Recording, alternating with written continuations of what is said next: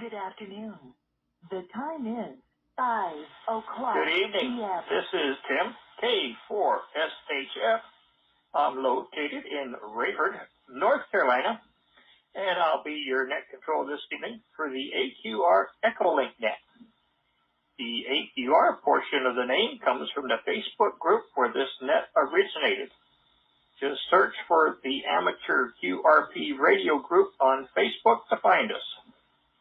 This net meets Tuesday evenings at 2400 UTC as for announcements and general discussion relating to QRP operating and general amateur radio topics. There will be a discussion. Forgot to turn on my hourglass. There will be a discussion of things related to QRP, general amateur radio topics, operation, and hopefully we don't stray too far from that. If we run out of things to say or something, I'm sure I can always bring something up to get things going. Hopefully no heated debates and definitely no politically oriented comments. It's kind of a sore subject with too many people.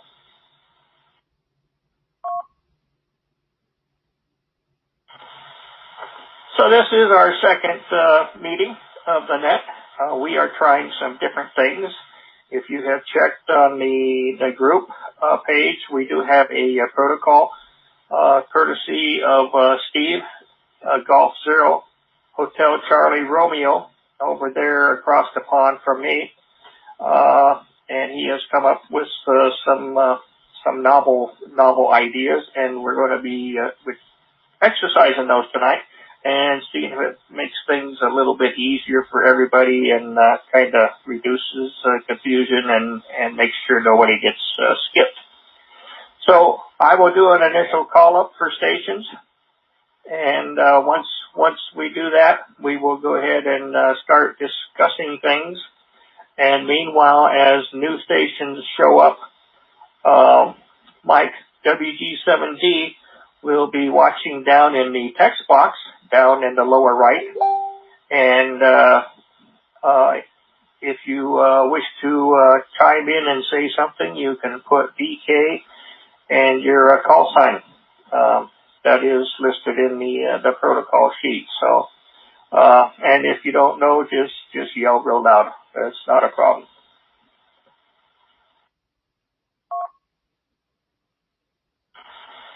Also, a reminder, there is a short fuse on this thing, so 2 minutes, and you need to be resetting. So I have a problem with that. I did get me a nice little egg timer for 2 minutes. Now the problem is to remember to flip it over. So with that said, this is K4SHF. And I will be accepting check-ins. Let me reset here so we're ready to go. Okay, here I am, ready to go. And looking forward to the check-ins for our AQR Echolink net. This is K4SHF, looking for check-ins.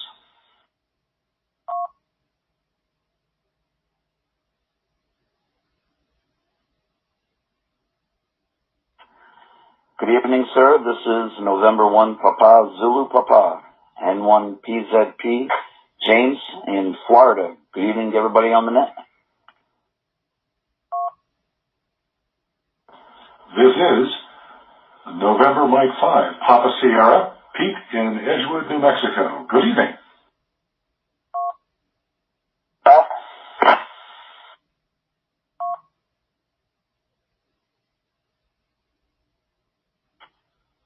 This is Andy, KV7ZUT in Phoenix, Arizona. Good evening, Tim. Don, Kilo Zero Delta Yankee Delta in Central New York. Good evening. This is Ken, K1 X-Ray Sierra in Connecticut.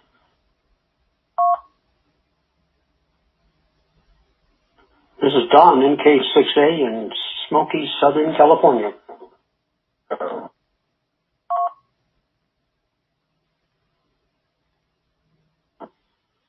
This is KK4QHE, Laura in Virginia.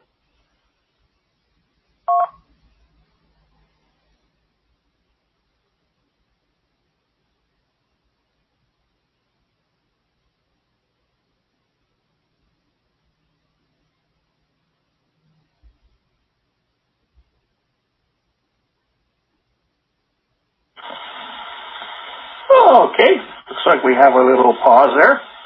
So I will go ahead and list off the ones I have. Unfortunately, my hand is not writing quite as fast as I would like, so I didn't get everybody's name, but I'm sure we'll get there throughout the evening. So first on the list is November 1, Papa Zulu Papa James down in Florida. We have November Mike 5, Papa Sierra, and I'm not sure, I scribbled out that. KB7Z Uniform Tango, Andy. Kilo 1 X-Ray Sierra in Connecticut. NK6 Alpha in Smoky, Southern California. And KK4QHE, Laura. So let's head back up there to James. N1 Papa Zulu Papa. And our topic tonight is what is your preferred portable antenna? So if you're going out and doing portable QRP operations, what is your preferred antenna? And if you could tell us a little bit about your operation, that would be even better. So James, take it away.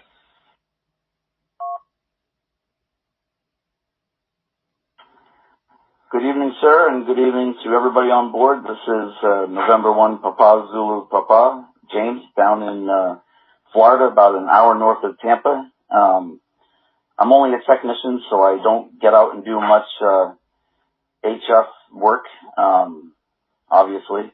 But I do have just a handheld Baofeng radio, and I just use the antenna that comes with the radio.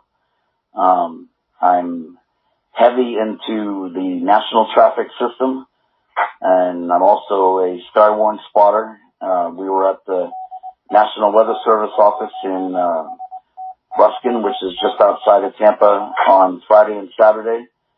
And I also love being a part of Aries, as I'm a retired firefighter. So with that, we'll send it back to Net Control and 1PZP.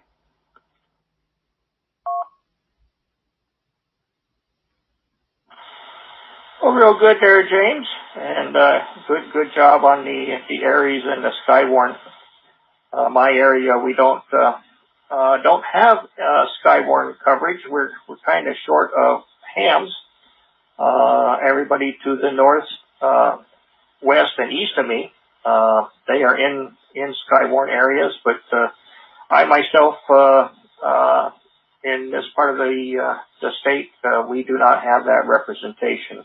However, I'm friends with several people that if I have anything to bring up, they can get it in through the right channels. And good job on that Baofeng. Nothing wrong with those. I've got several of them. I even got an 8-watt version now. But they're good. I know there's a lot of name bashing, and I've got Kenwoods. I've got ICOMs in the past and the Baofengs, and to me, it's if it walks and talks, it's good enough, especially for areas. Let me break here. And as far as Aries, North Carolina is pushing the Oxcom, which is a FEMA-sponsored thing, and that is kind of like Aries on steroids. It's probably the best way I can put it. I am one of the few trained Oxcom people in the state. I was fortunate enough to go through some training last summer and with some very, very good people. The one bad thing was we only had one guy that was under 50 in the group, so that was kind of discouraging. But I am the emergency coordinator for my county, and I am also the Oxcom coordinator for my county. considering I have about 3 active hams that and $10 might get me a cup of coffee at the coffee shop. So that being said, let's go ahead and toss it over to November Mike 5, Papa Sierra. And I believe that is Pete. I think I actually got the name that time. So go ahead, Pete. What can you tell us tonight? Yeah, K4SHF from NM5PS. Good evening, Tim and the net. Well, let's see. What can I tell you? Speaking directly to your initial question, I do enjoy portable operations. In fact, I'm basically QRP 99.9999% of the time.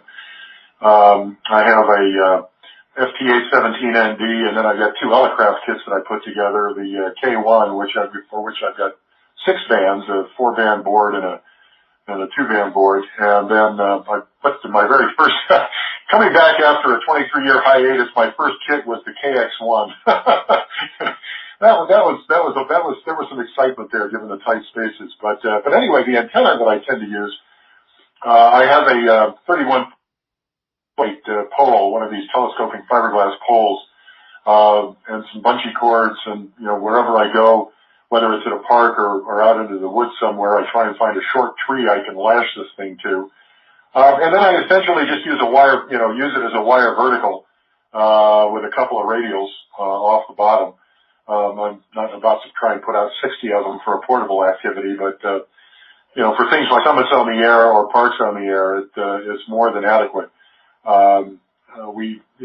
Particularly when I was living in New England, my wife and I just moved down here about a little over a year ago, after we retired, but we were up in the New England area and did some summits on the air, activities up there. And, with that antenna on a very modest 1-point summit, you could work into the western U.S. and out across into Europe. So it's worked out pretty well. Also active in Skywarn here, and which comes in handy because it turns out that the town I'm in happens to be in a radar shadow for the weather radar. So I'm quite sure the Weather Service likes reports from this side of the mountain. So back to you, K4SHF. This is NM5PS. Well, real quick question there, Pete. What band do you use that vertical on? Real quickly. Sure, any band that's open. I usually take the K1 has a built-in auto tuner, but I've also got the outboard Elecraft auto tuner that I use with the Yaesu. I tend to take that out when the band conditions are really good and you've got good stuff like going up on 15 and 10 meters. But anyway, so if it's any band that's open.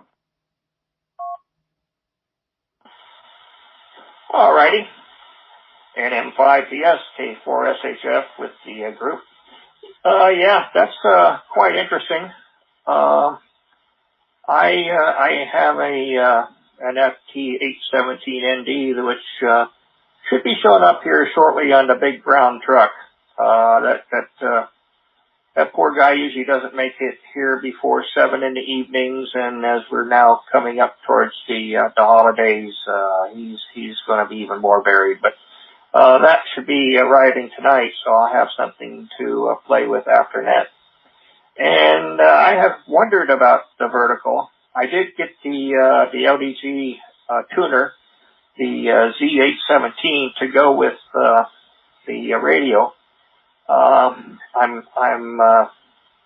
can't say I'm a proponent of tuners, and actually being quite new to QRP on this stage of the sun cycle, I'm more inclined to use it as a test bed, for lack of a better term, for antenna work.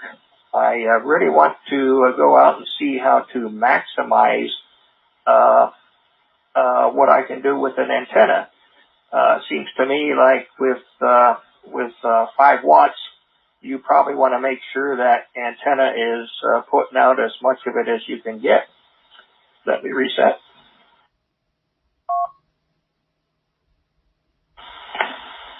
But there is a time and place for tuners, and I am planning on building some link dipoles, if anyone's ever looked at the soda beam type of setup. Just a bunch of wire. You go ahead and cut a dipole to a resonant frequency, and then you clip on a next portion to go to the next band, and then you can just flip in sections as you need them. And I'm planning on doing that. And in that case, the tuner can be helpful because things are going to change depending on where you get that as far as elevation and how you've got it mounted and all that stuff. So looking at that. So there's a time and place for everything. So let's move it on there to Andy, KB7Z Uniform Tango. How are things doing this evening for you, sir? And tell us about your antenna.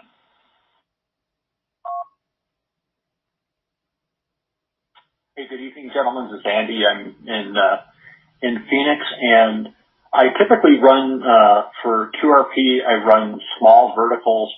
If you check out my QRZ page, about the third picture down is a small vertical seaside with about 18 radials. And if you happen to live near saltwater on the coast or by the Salt Lake or someplace, the nice thing about the salt water is that it is highly conductive to RF, and it will keep your takeoff angle very, very low. And most of the DX that arrives from a significant distance to your station will be very, very low angle radiation. So typically when I'm on vacation, I can't do it from Arizona, but when I'm near the coast, I take a small vertical and set the radials up so that the radials are just on the edge of the salt water, and it makes a huge difference in your takeoff angle, and it will make your small station sound at least a little bit bigger to the stations that are further away.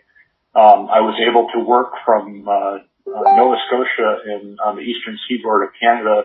Was able to work QRP into the South Sudan when there was a de-expedition there, and was very surprised that I was able to get through with all the other stations that were calling. So mainly small verticals, and I will on the Facebook page for the group, I will post a photo of the two different ones I use. Typically, when I'm on dry land, I use ones that are have elevated radials because the elevated radials, you only need to have two of them, but you got to tune them for the frequency. Whereas if you're using them ground mounted, you usually put down a whole bunch of them. And for the lower bands, everything gets loaded with a loading coil about midway up the vertical. But anyways, I may drop off the guys in the Galapagos. HT8 LUT is probably going to be back on 40 meters. I may run out to the shack to work them. So if I drop off, I will rejoin here in a bit. But that's what I use for verticals. Back to net.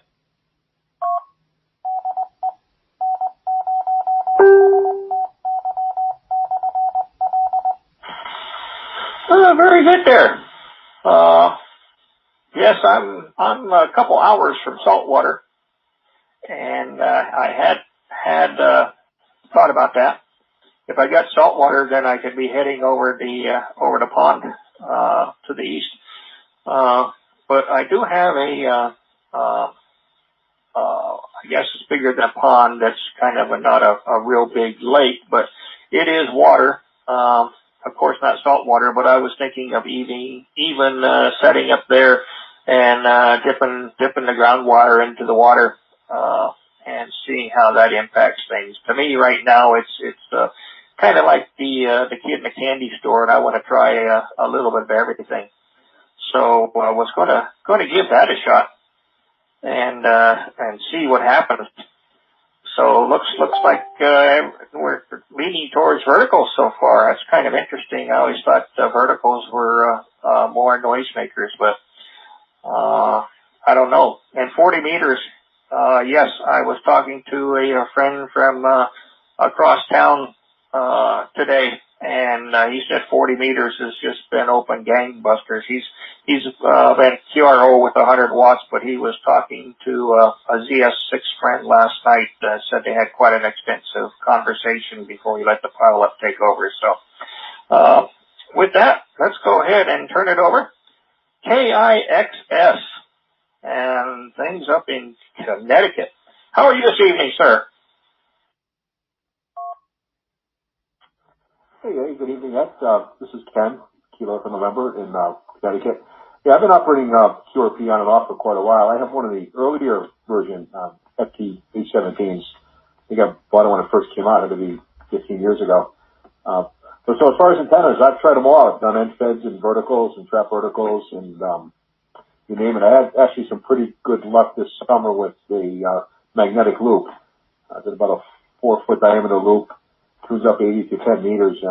Actually had some pretty good luck with just 5 watts out in the backyard. Managed to work across the U.S. and into Europe without too much of a problem.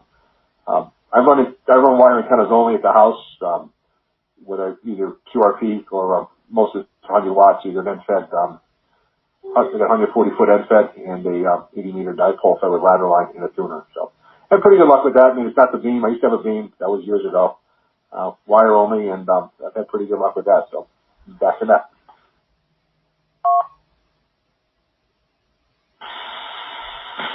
All righty, Ken. That sounds good. Yeah, I'm be playing with wire for a while, and I am kind of interested. I do have an MP1 floating, I think, in the garage. I might have trouble finding the parts for it real easy, but that's pretty simple. I find the coil and the whip portion that goes on top. The portion below the coil is not anything specific to concern about, so I might be trying that here. Hopefully, I think tomorrow I'm pretty much tied up, but maybe Thursday I'm tied up. Maybe by the weekend I'll be able to get something going. So I'm going to go ahead and take a break there from Ken, and I still have NK6A in the wings and KK4QHE, Laura. I'm going to go ahead and make another call here and see if we can get a couple more folks lined up here. So this is K4SHF looking for check-ins to the Tuesday evening AQR Echolink net. Please come now.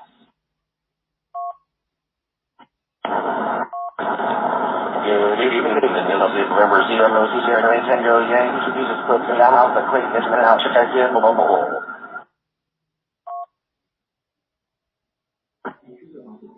Net control. Well, good evening. Here is KC8, Fox Queen Victor, Mark out in Aurora, Ohio. Good evening, everybody. This is Kilo 4, Quebec Alpha Mike, Don, Southwest Alabama. Good evening, Tim. Don, Kilo 0, Delta, Yankee Delta, Central New York. And this is Steve, Golf Zero Hotel Charlie Radio, using my mobile phone while I sort the PC out.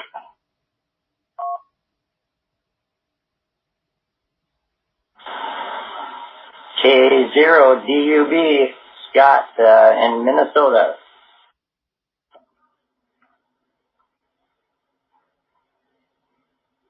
Victor Echo 3, Zulu Juliet Oscar, Toronto, Canada.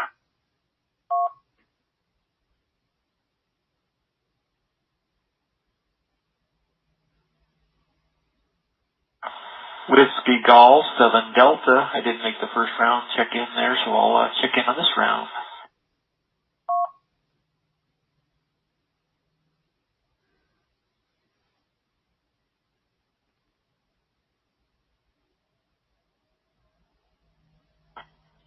N4BAK, Myrtle Beach, South Carolina.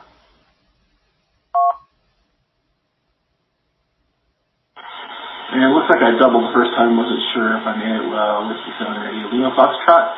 Ryan, Elma, Washington.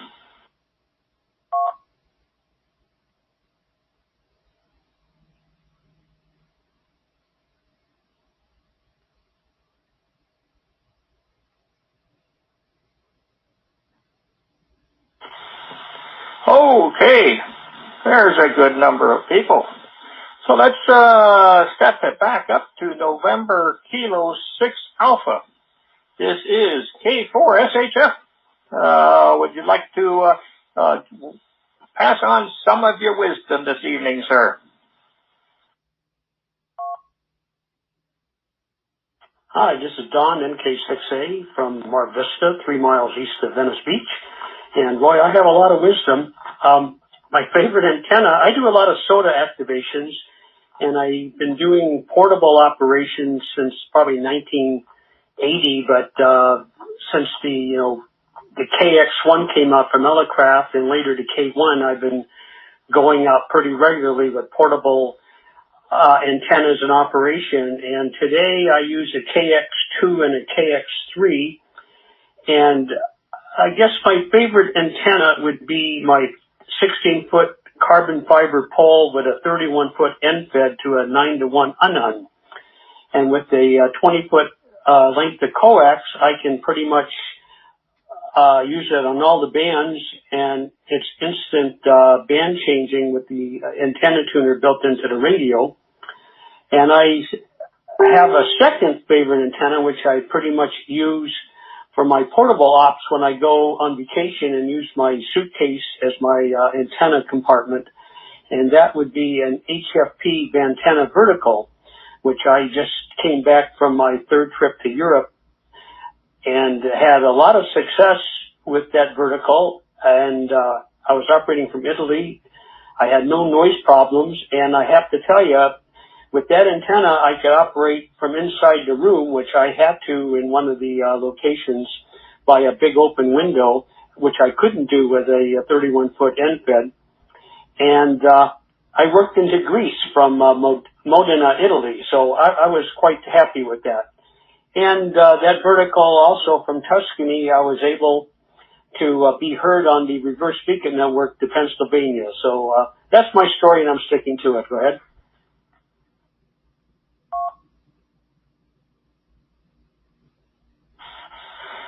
Well, Don, that sounds like a pretty good story to me. Quick question on your 9-to-1 infed. You said 31-foot conductor, and you're using 20 feet of coax as a counterpoise. Do you have an RF choke in line with that of any type? This is probably going to be the first antenna I use, and so far I haven't had anybody that can give me a definitive answer of whether they're using a choke and whether it makes any difference. So wondered if you had some experience on that. Well, I'm not using a choke, and I probably should try one to see if there's any difference. Also, I'm not using.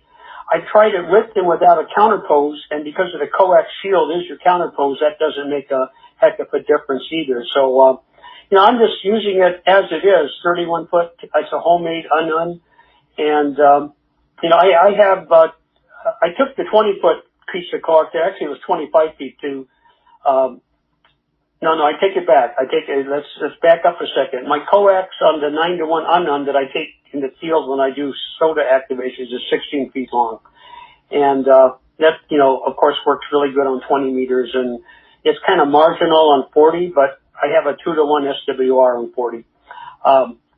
I had another comment to make, but no chokes or anything, just, as it is, and it works just fine. Because it's carbon fiber, I have to always use a inverted, end fed and have it 45 degrees away from the nest since it's somewhat conductive. Go ahead.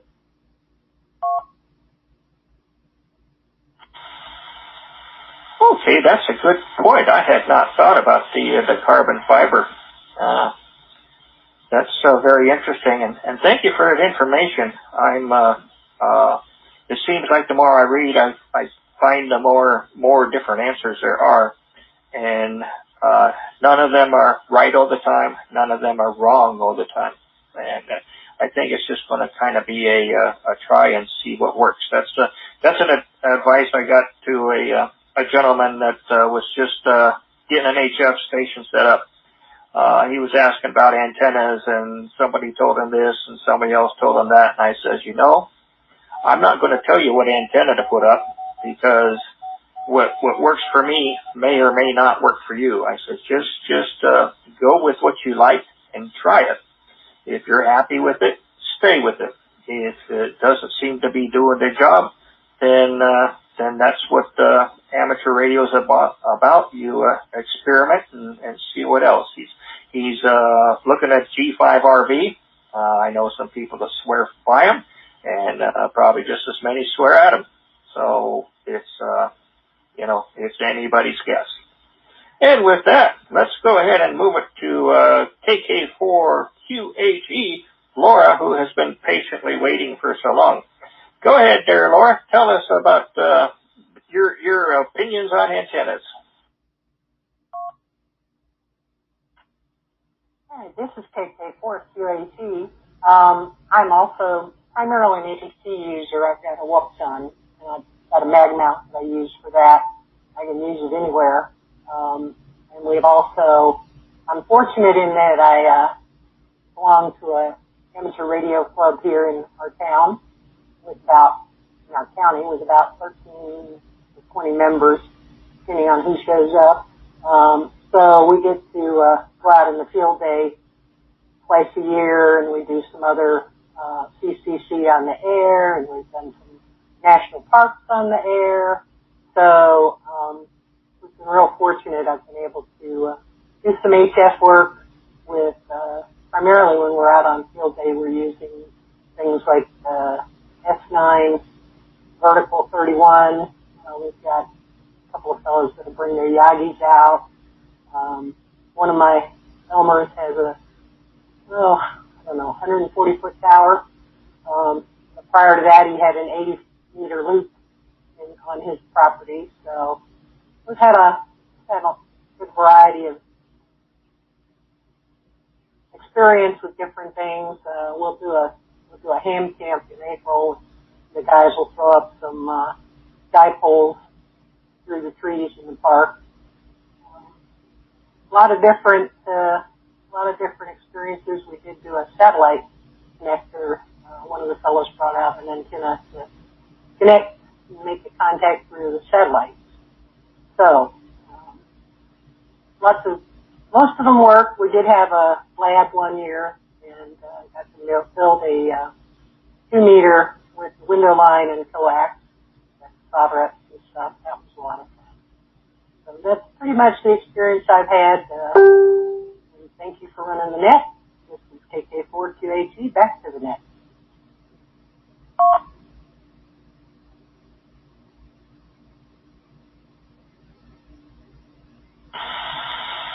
Well, thank you very much for that, Laura. And Wuxon, you don't hear that very often. Seems like Baofeng has grabbed the market share. I do have a couple Wuxons. They were given to me, and really I haven't used them.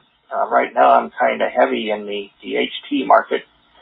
I got into this DMR, and then I got kind of cajoled into getting into D-Star, so I'm a little bit heavy with HTs. Got several of the Baofengs, and then the Wuxons. I think I even got some Yaesus floating around. So yeah, and yes, field days are great. I know some people go to really extensive setups for those. Local club here has a portable tower they crank up that's 55 feet, and they put a X-beam on it and go from that. And many times they found out that the G5RV they had strung up in the trees worked just as well. So I guess, like I said, you just see what works and go from there. Alrighty, moving right along, we have Nasty, November 0, Sierra Tango Yankee. He was mobile, and he's on the side there. And thank you to Nasty. He's the one that provides us this node to use. Very nice of him to do that. And so far we haven't got a bill, so we're doing okay. So let's go ahead and move on to Mark, KC8FQV, there in Ohio. Whereabouts in Ohio? And tell us about your antenna, Mark. KC8 FQV K4SHF.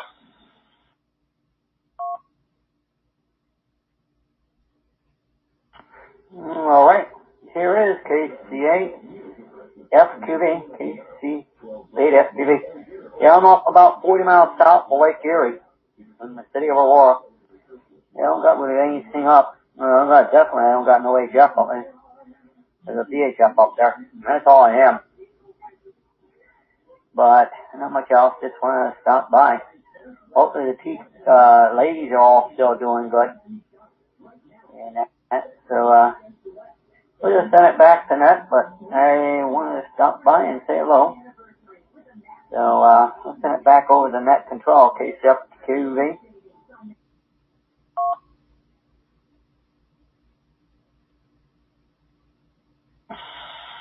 Oh, very good there, Mark. Aurora. Yeah, I haven't been there. Well, I probably have been there. I just don't remember. I drove through that portion. Actually, I went from, let's see. Well, maybe I haven't. I was up in Pennsylvania, and I went from Pittsburgh up to Erie, Pennsylvania. And from there, I drove up into New York and went over to see the Niagara Falls. Figured I would never get another chance to do that. So up there off, not that far from the lake. I don't envy you. I'm not too sure I would like to be that close. I went to Navy Electronics School up there north of Chicago, there on Lake Michigan, and fortunately I missed the winter time. So I got fortunate there. I got there just after all the snow was done and left a week before the snow started again. So I lucked out on that one. And no HF at this time, but that can always change in the blink of an eye. So we'll keep our eyes open for you. And next up, KK4 QAM, QAM. I'm used to that term from satellite stuff.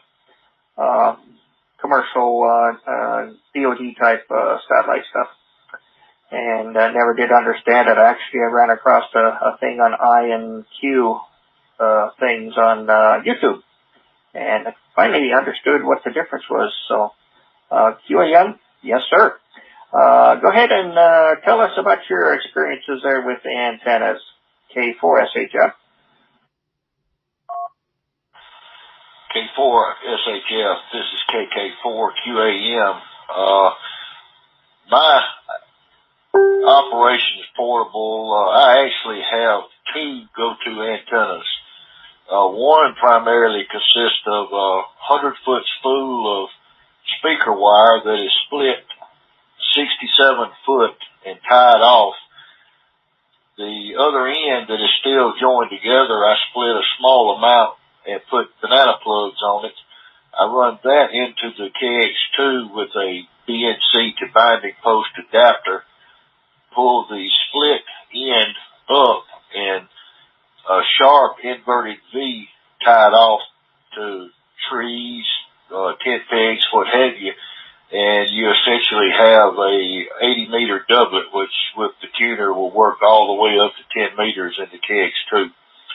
The other antenna would be ground-mounted vertical that is consisting of a steel rod about 3 foot long. I drive into ground about halfway.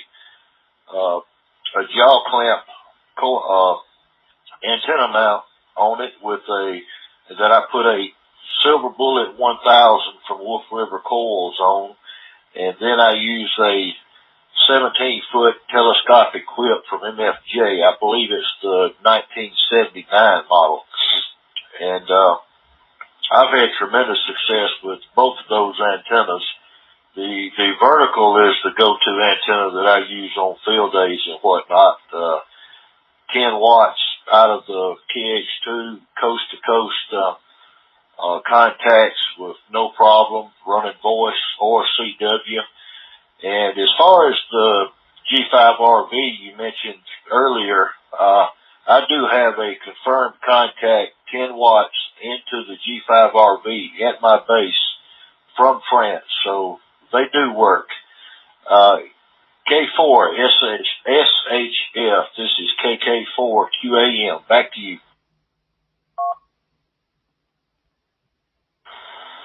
Well, Don, real good on using that speaker wire. And how far up above the ground are you able to get the V? And I may have missed how high you're able to get the ends of the wire up. Could you come back with that, please?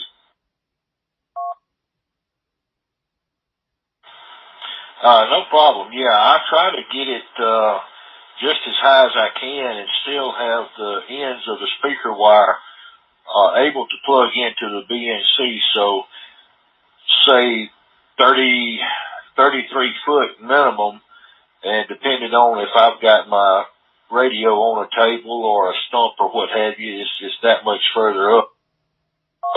The ends of the doublet, I'll generally bring them down and put maybe 6 or 8 foot of twine or string or whatever I have on it for it, just so they won't touch the ground.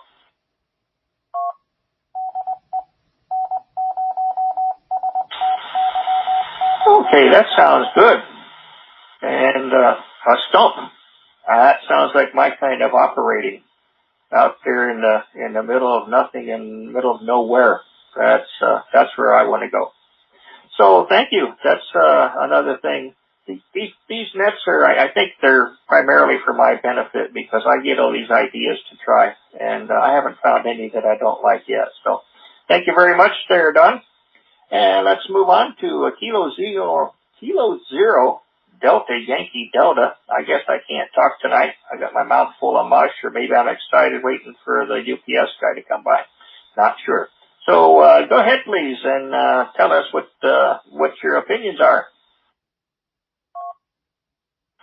Hey, Tim. First of all, thank you for volunteering to be our net control here.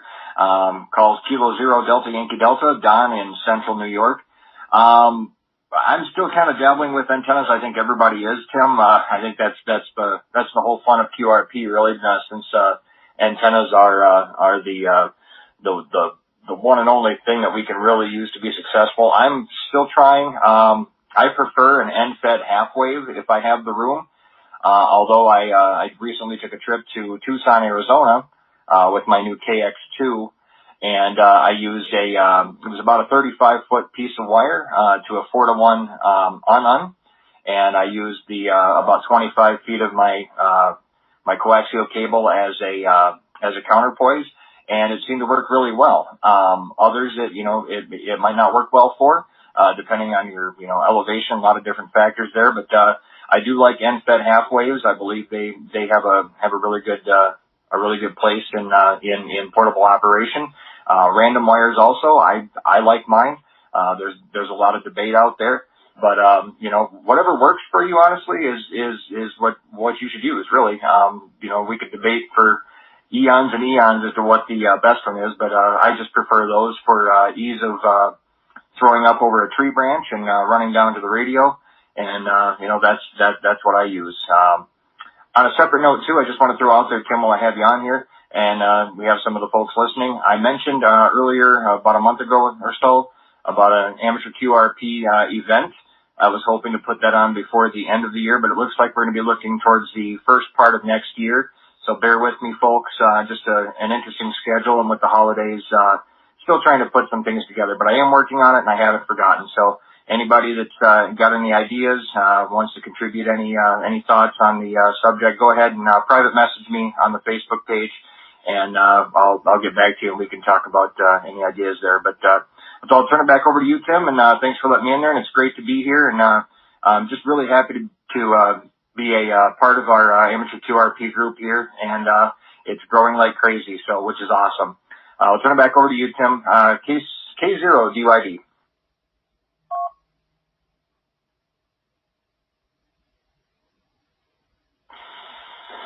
Okay, Don. Well, thank you very much for that. Yes, I don't think there is a final one-size-fits-all antenna. Everything's going to be different. Ground conditions, the environment. I mean, I don't think it's possible to ever stop experimenting. If you stop experimenting, you stop learning, and my attitude for many years has been that if you don't learn something every day, it's a wasted day, and if you waste too many days, you might as well just be pushing up daisies. And I'm not ready for that. Maybe another 35, 40 years I'll think about it, but not yet. So let's move on to Steve over there having a few computer issues. I know how that goes. Oh boy. Golf Zero Hotel Charlie Romeo Steve over across the pond. How's things working there for you, Steve?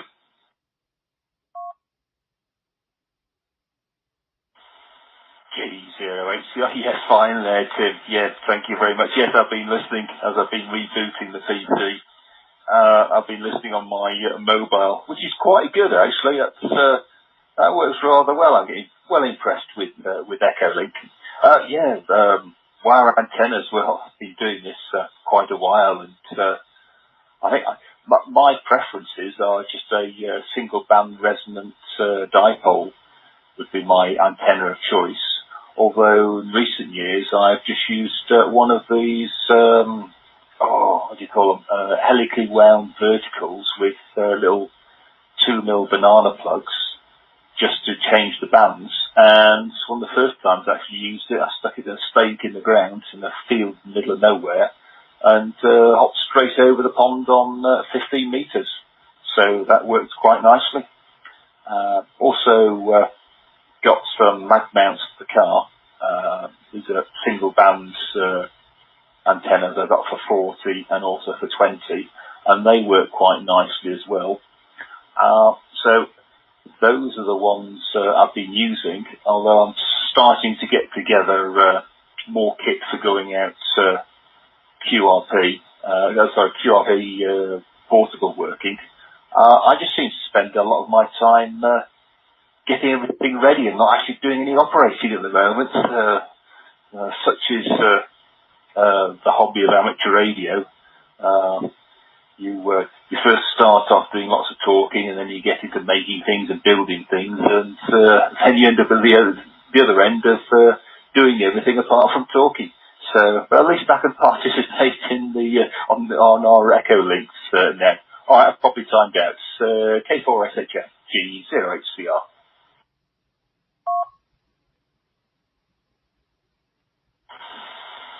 Well, good there, Steve. Yes, and I think that's part of the thrill of amateur radio. You don't have to spend all your time on the air. You can spend time planning. You can spend time building. You can spend time learning and trying things. So that's a good point. I hope you get your PC issues. I just finished going through those 2 weeks ago when Mike brought up this idea of Echolink, and I was trying to get a machine going. And I finally ended up this week, instead of using the Windows 7 machine I had, and I had my nice podcaster microphone and everything, but it was kind of awkward to use. So now I'm on a different machine. I'm on a Windows 10 machine, and using the gamer headset I have for my PS4 or whatever it is. This way I'm getting some use out of the headset, because I can't play those video games for beans, even the simple ones. I got a farm simulator one that I figured out how to start the tractor and drive around. That's it. I get to a field and I have no idea how to lower the implement to do anything. So glad I can make some use out of this. So let's move on up north. K0DUB. Scott up in Minnesota. I'm sure it's a nice balmy evening up there. How's things going for you there, Scott? Yeah, very good, Tim. Thank you, and thanks everybody. Hello to everyone on the net. It is quite chilly out here tonight. The wind's blowing pretty heavily. My QTH is northern Minnesota. I'm about an hour and a half south of Canada. along the shores of Lake Superior here, just north of Duluth. So a small town called Finland. Glad to check in. I think it's a great net. Really excited to be here tonight. And I've been licensed for about a year now. Been on HF for probably 6 months. I got a KX3. I've done a little bit of parks on the air, activating and chasing. Was able to get out and do one soda activation this year, and enjoying the hobby quite a bit. So this looks like a great opportunity to learn on this net. Let's see, I bought a commercial MP1 super antenna, portable antenna that I use. I forget, it goes like from 80 to 10 meters, I believe. And here at the house, I just got a wire out the window, end fed, about 75 feet long, and then I built a simple dipole, center fed dipole that I use here at the house. So you're really enjoying the hobby. Thanks again for putting the net on. Glad to be here. Back to you, Tim. Thanks, K4SHF, K0DUB.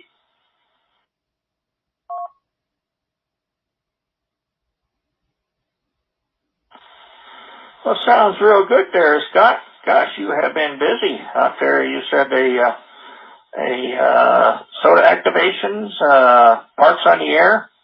I'd like to do a national park on the air, but the closest one would be the Smoky Mountains, and that's about 5-hour drive for me. I'm not sure I want to do that, but one never knows. I'm probably going to be doing some of this little city park on the air. I got a friend I had lunch with today, and we're looking at possibly just setting up in a park and a couple picnic tables apart, and we're going to send each other some really slow CW so we can work up our speed, because neither one of us is very good at it. He does do quite a bit on sideband. But he realizes that it really seems like CW is where it's at. Maybe one of our future nets we're going to discuss the pros and cons of using computers in digital modes. I'm not sure. That's something of interest to me. And we won't go into details now. If we decide to pursue that might be an interesting one. So thank you very much, Sarah Scott. Enjoy that warm, balmy evening up there. BE3ZJO, Mike. I'm sure you're having some beautiful weather too. How are you doing this evening, sir?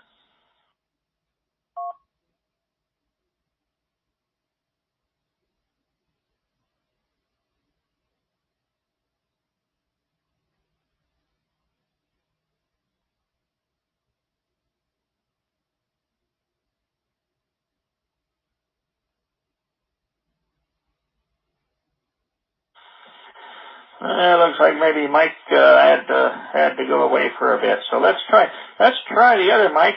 And I got a question coming up for Ryan. Otherwise, I'd do another call. But let's go ahead and get Mike. He's the instigator of this net, and see how things are out there in Eastern Washington. WG7D K4SHF.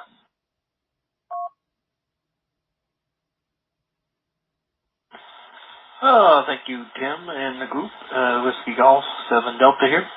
Yeah, everything's going pretty good here. Weather-wise, we're just kind of about freezing, and so we live in the desert side of Washington State here. So, yeah, as far as the antenna goes, I mostly when I travel, I use my KX3 and a long wire, just a long in-fed with long wire antenna, about 43 feet long, with a 9-to-1.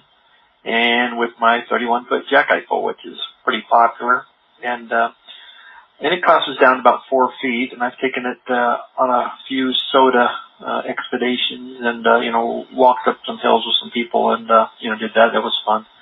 And then I also use that same antenna in my RV, and I just have a roll-on mount for that on the back of the RV, and I can stick that in there. And this year, when we go down south, Arizona and whatnot, I'm gonna practice with a little bit of a inverted V, maybe put up a couple more poles and, get it a little farther off the ground and see how that works. And I also have a magnetic loop that I play with, but haven't had a lot of chance to get that one really fine-tuned yet, so still working on that one.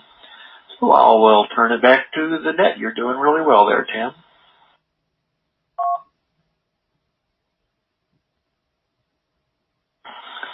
Well, I thank you there, sir. And I see that Mike is still signed in. VE3ZJO. Mike, are you available there? Over there. This is Victor Echo 3, Zulu Juliet Oscar, and the name is James. And yeah, I'm here. Sorry about that. Kids got really loud when you called me the first.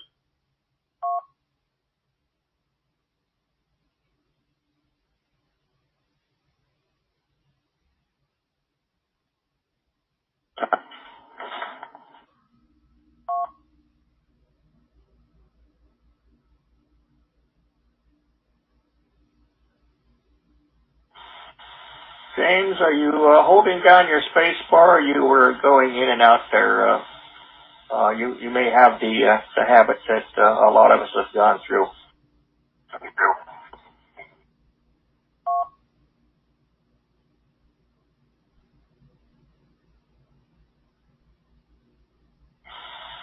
Golf Hotel Charlie Radio. Just check I'm not doubling with anybody there.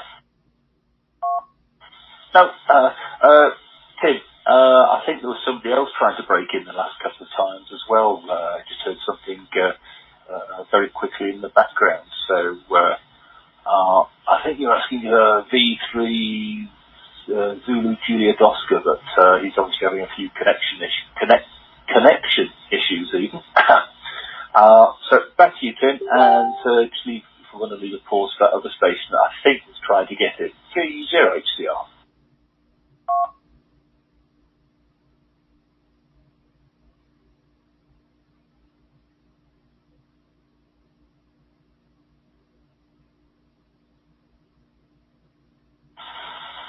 Well, we'll let James see if he can iron out his problems. Seems like he may be having problems like I was having last week. So let's go ahead and do another call here. I'm almost to the bottom of the list, not quite, but let's see who else we might have out there waiting in the wings. This is K4SHF. Looking for further check-ins to the AQR Echolink net on Tuesday evenings. Please come now.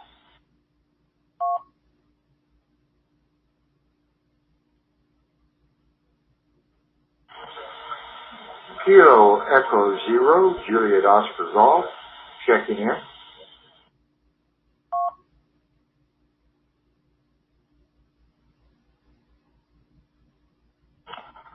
Kilo Delta 9 Foxtrot Romeo, Fred checking in from Greencastle, Indiana. Wasn't sure if you got me on the first check-in. I just thought I'd hit up again.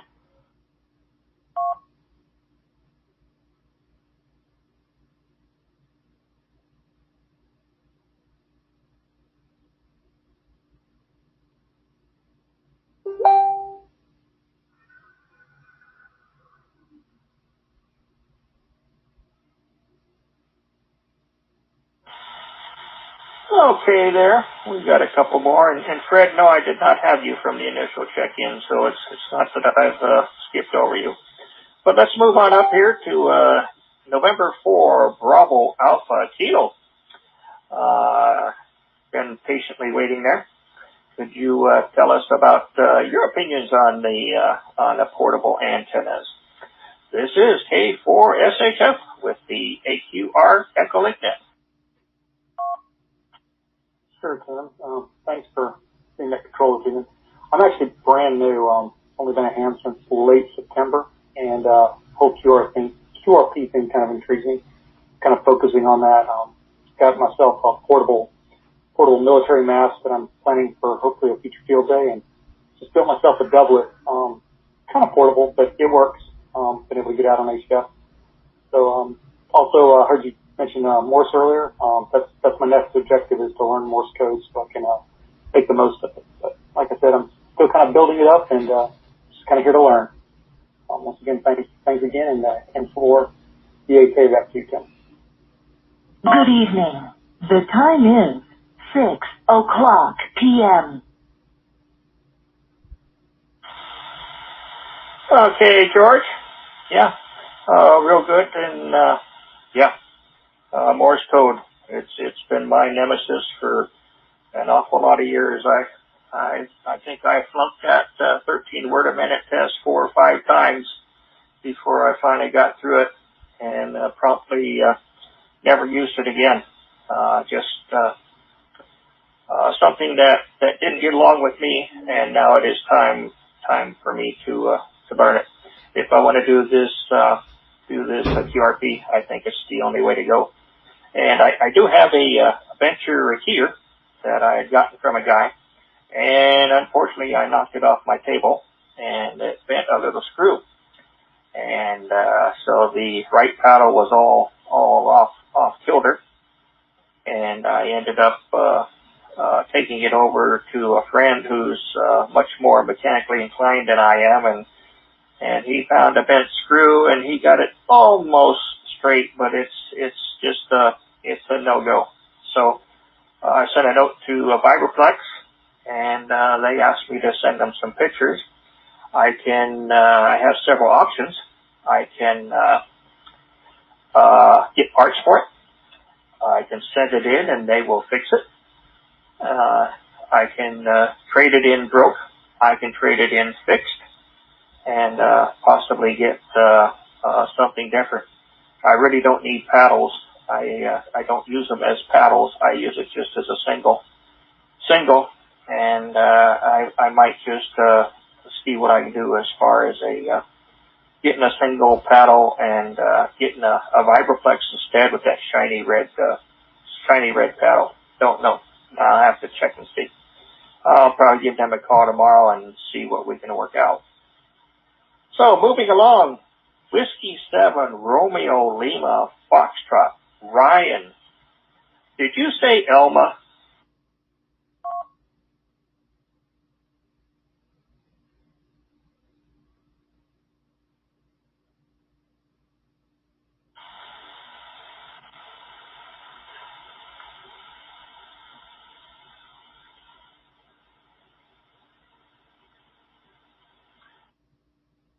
Looks like I missed my space bar there. Yeah, this is Brian, Whiskey 7, Romeo Lima Foxtrot, out here in Elma, Washington, on the wet side across the mountains from Mike, where it's also freezing cold at the moment.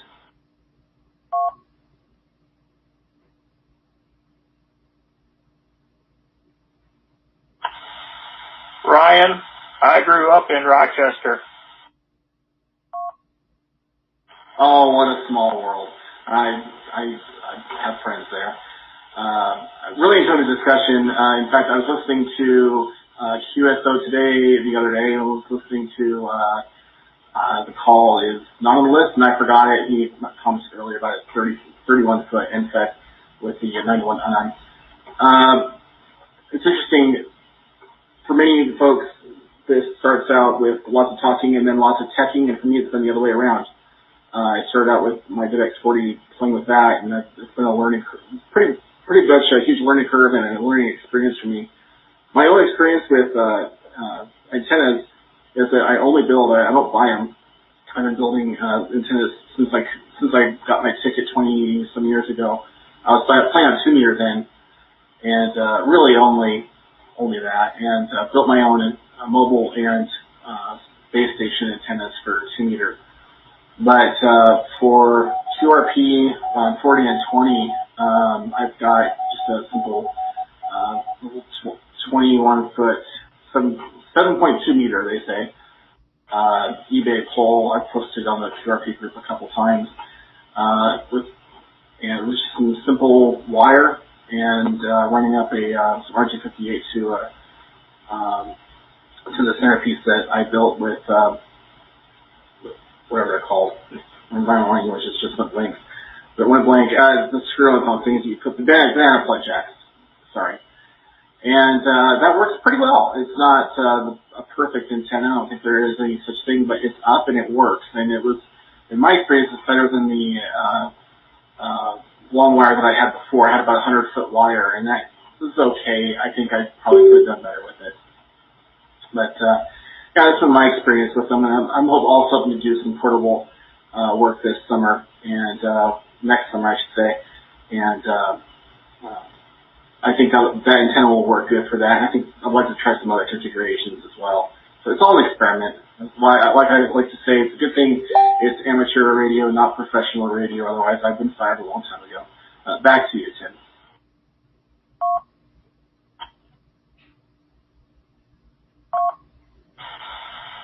Well, Ryan, I won't spoil your day, but it's 52 degrees here in North Carolina. It started out bright sun. We did gather some clouds during the day, but it was 74 degrees today on the 5th of December. So I gotta rub it in because I know what you're going through back there, and I would not return there for, I don't think, for any amount of money. But yeah, I'm glad to see that there's people out there that build these things. I am not good at building. I have good ideas, but converting them into fact is kind of difficult for me. It's just one of those things. Some people have mechanical skills and some people don't. So not a problem. So let's see. I'll leave it at that. I won't rub this in too much. But long wires, I'm looking at, I did start out with a off-center fed dipole here in my yard, and worked pretty good, but I had a tremendous noise level. I was having S7 on a 80 meter, our emergency net. And, when I took that down, I put it up a, terminated folded dipole, not a, B&W, type. I can't afford one of those, but, one that was, considerably less expensive and didn't have the power capability. Let me drop a minute.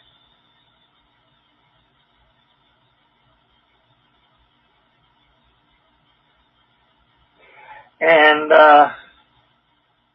it worked really, really well.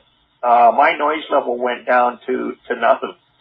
And, primarily it was only at a height that, you would consider for NVIS. Well, actually probably high for NVIS. It was up there probably 32, 33 feet. I had it on a telescopic 50-foot, pole. And of course, the pole would lean a little more.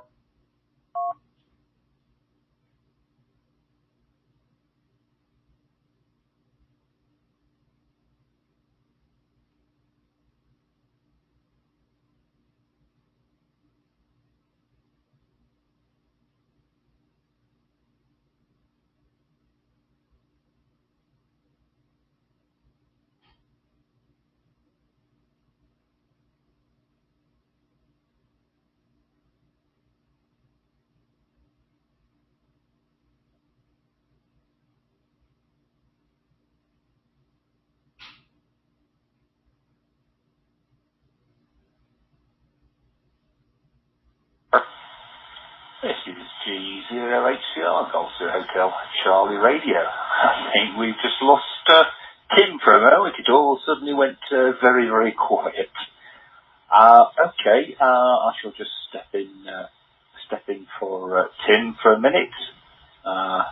We do have another line of communication open up between us as people just trying to help out with the net. What I'm going to do is, I can't remember where Tim was up to on his list, so I'm just going to call in one of the other people who will be helping out on the Sunday net. Golf Zero Papa Echo Kilo. This is G0HCR.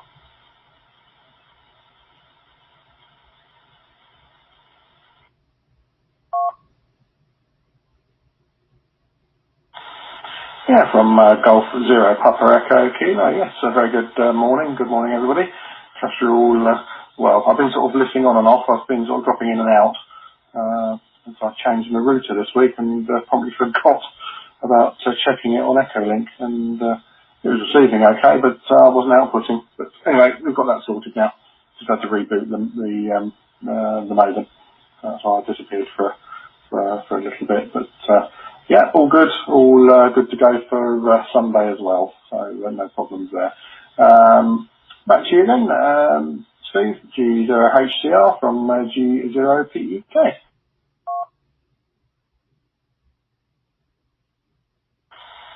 G0HCR, yes, fine there, Kevin. I'll be great for Sunday. Just so people know, we're doing another net, some more European time friendly. So at the moment over here in the UK, it is 1:10 in the morning. So on Sunday, it'll be 0900 to 1100 UTC. So I think that's going to be early morning for most of you over there in the US of A there. I gather we've got Tim, our net controller back, so K4SHF, G0HCR.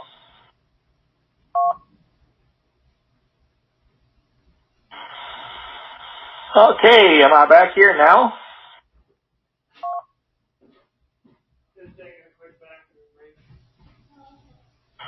You are, Tim. Go ahead. Okay, last I knew I was talking to Ryan. And next I have on the list is Kilo Echo 0 JOG, Daryl. And then I'll be making another call here. So Daryl, tell us what you know about antennas there.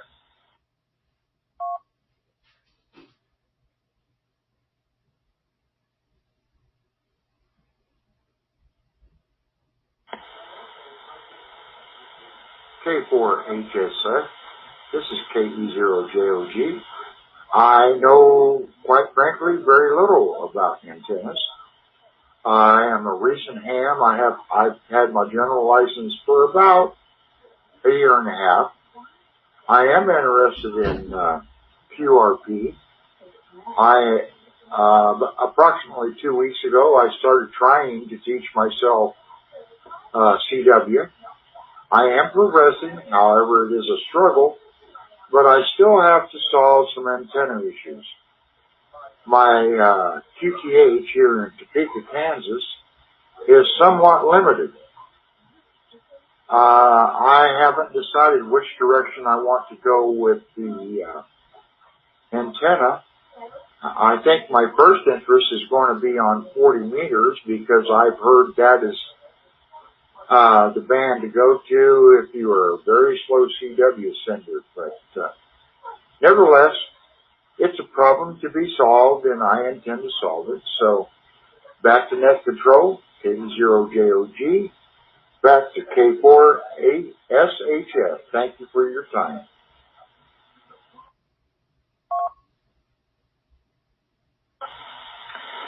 All right, Daryl. Yeah, antennas, I think the great mystery of life. And gosh, year and a half as a general. I don't know. I think you're kind of moving slow. Hi. Took me an awful long time to even get to general. And CW, the best things recommended to me was the G4FON application you can run on your computer, and LCWO, which is Learn CW Online. That is a net-based system, and that lets you send the speeds of the characters, set them to what you want, and that doesn't relate to how many words a minute, so you can practice the fast characters, but not get lost and confused. Of course, I think I'm usually lost and confused anyway, so it doesn't matter a whole lot. But that's what I'm working with right now. But I think it's going to boil down to my friend and I just sitting a couple benches apart and forcing ourselves to do it. My problem is I don't have enough glue in my pants to keep me down in a seat. That's the big part, but that rig should be showing up this evening, and then I'll have some incentive, cause I'm sure, I will get, frustrated with trying to do sideband. And 40 meters right now is the band to be on, apparently. So not necessarily, just slow CW. Let me break.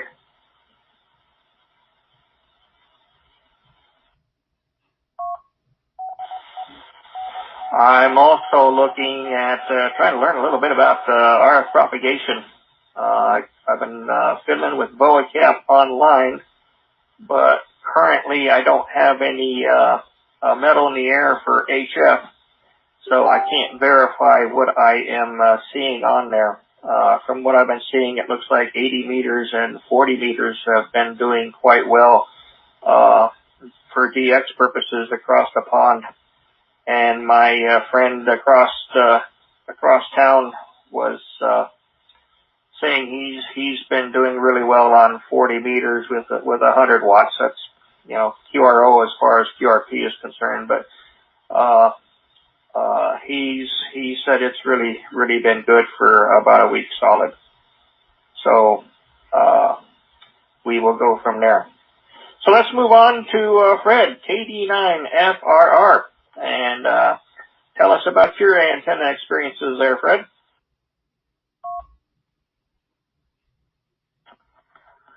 Good evening, Tim. Good evening, KD9FRR here. Appreciate you stepping up here and operating net control. I'm kind of a new ham myself. Been licensed since about 2015, and find myself more getting ready to play the game than playing the game some days, but currently working on upgrading my license. I have a mag loop that I like to set up inside. Seems to work pretty good and gets good reception. I'm working on getting a dipole set up outside, but just haven't got that accomplished yet. I'd like to thank you guys for bringing up this Echolink here. It's kind of opened up a whole new world to me, and made a good contact down in Chula Vista the other night, and then kind of my prize here on Echolink. I had a contact last night in Sofia, Bulgaria, so pretty nice time there. But yeah, I like my mag loop, and like I said, I'm gonna get a dipole set up outside, trying to get a pole put up there, and you know, a lot of you guys got me looking at that end fed too. Back to you, Tim.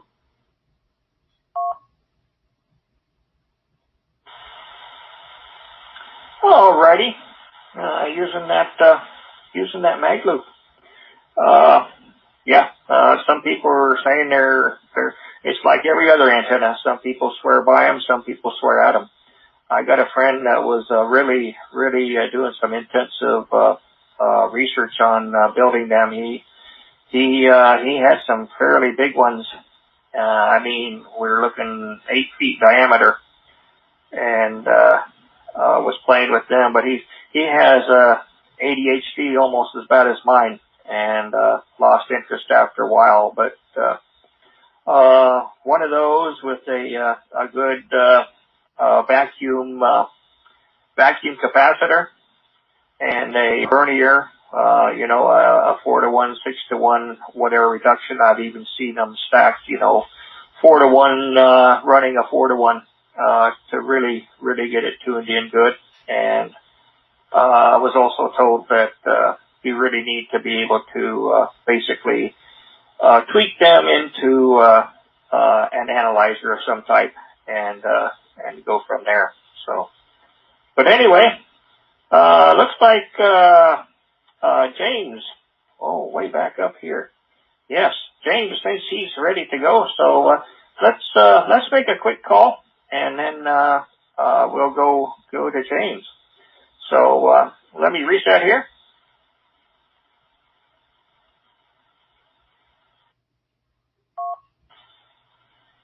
This is Kilo 4 Sierra Hotel Foxtrot.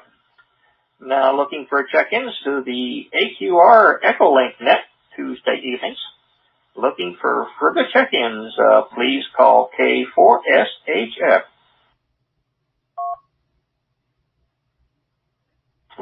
November Zulu to Zulu.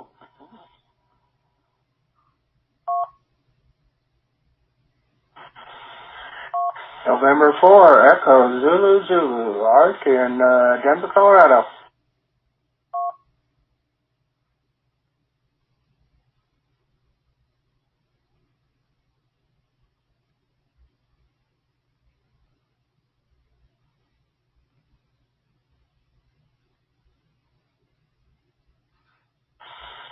Okay, we got November Zulu 2 Zulu. That's a mouthful for me. And November 4 Echo Zulu Zulu, Art in Denver. And we're going to hop back up to James there. Victor Echo 3 Zulu Juliet Oscar. Man, we got a lot of Zulus here tonight. Go ahead there, James. Victor Echo 3 Zulu Juliet Oscar and Toronto. Hopefully it's on this time. Loud and clear.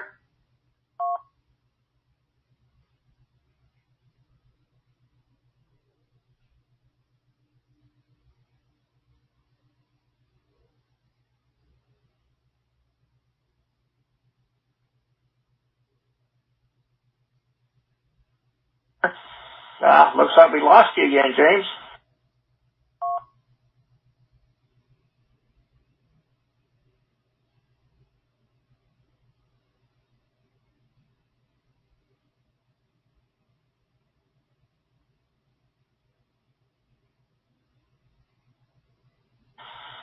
Well, looks like James still may not have all those gremlins out of the way. So let's move down to November Zulu 2 Zulu.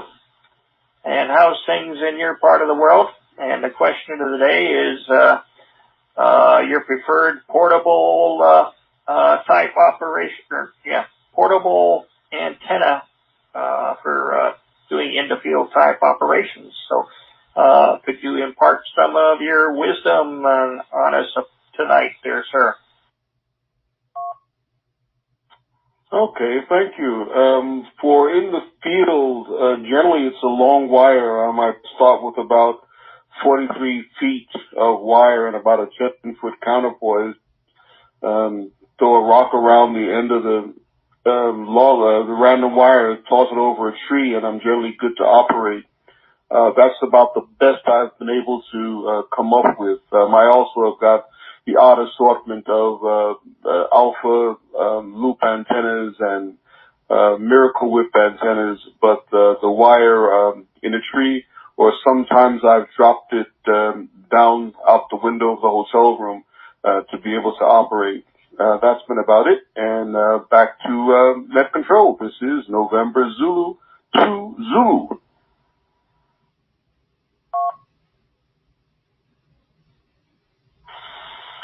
Okay, Bob. Yeah, it is amazing how well sometimes just dropping your wire out the window like that works. Hopefully on something not on the ground floor, but I've known people that have even done that, laid them across the asphalt, laid them across the grass, and some people have even had their wires break that they didn't know, and they came down and were laying on the ground. And those have worked just as well. So those things, it's all theory, and there is no fact. I think physics takes a break when it comes to antennas. It's all theory. I think if you're convinced it's going to work, it's going to work. And that's all there is to it. So, alrighty, let's move it on to Art. November 4, Echo Zulu Zulu. How's things out there in Denver this evening?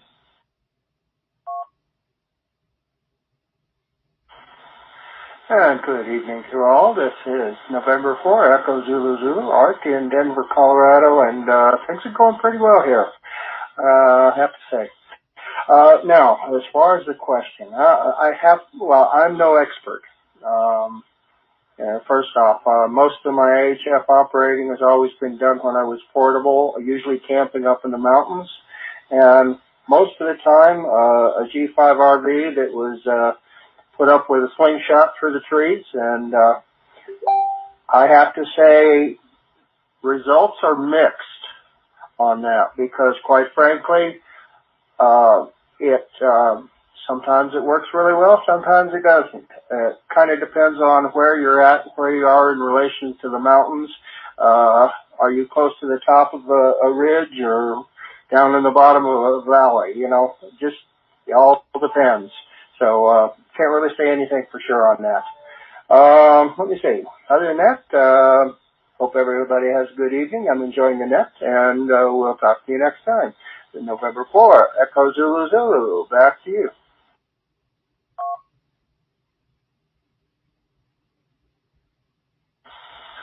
All right, Art. And yes, sir, I do believe you are correct. What works one time may or may not work the next time. I think that's what makes life interesting.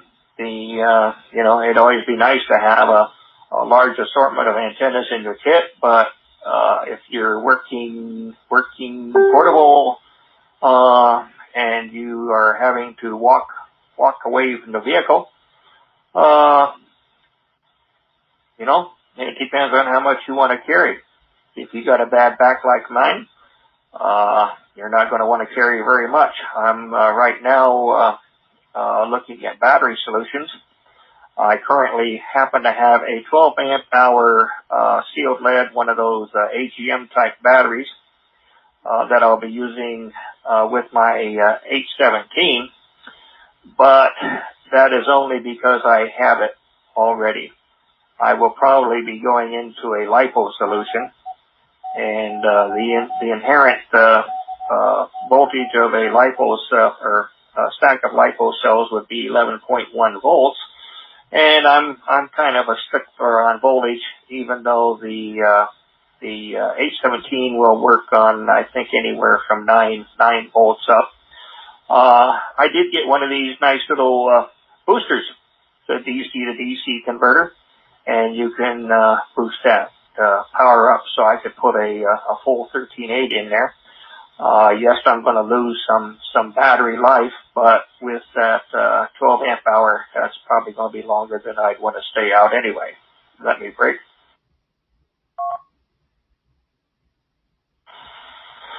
So I think that about covers it. I think an upcoming net we're going to talk about batteries and what people have found. One thing brought up to me today was looking at Lipo Batteries. The chargers can be a not inexpensive item. I'm fortunate. I did have a drone for a while. I did trade that off for some ham equipment, of course. And I had several chargers to go with the drone, and they will work off of AC. They'll work off of 12 volts in your vehicle, and I did give them away except for one. I still have it new in the box, so I don't have an issue. I have the little tester, and this is a good charger. It will go out and cycle your batteries and do the equalizing charges and all that stuff. So I don't have to worry about that. But I'm at the bottom of my list. Let me make another call here. I haven't seen any notes from Mike as far as any people wanting to hop in. So let me make another call, and we'll see what we get. And let me make a real quick break before then.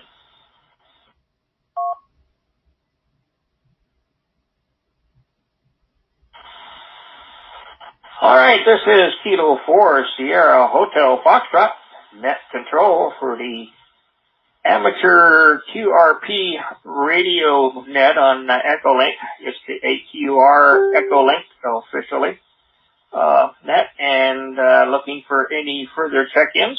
We are just coming up on 90 minutes into this session. Have had a very, very good time tonight. A lot of great information. A lot of good people checking in.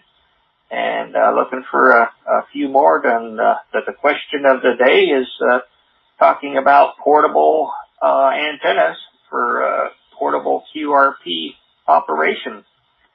And I hear my dogs barking. I think that means that Mr. UPS has probably came by and dropped off a package for me.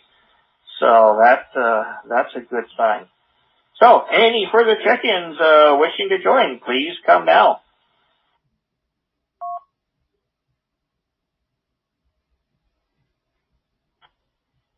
This is K4SHF recheck.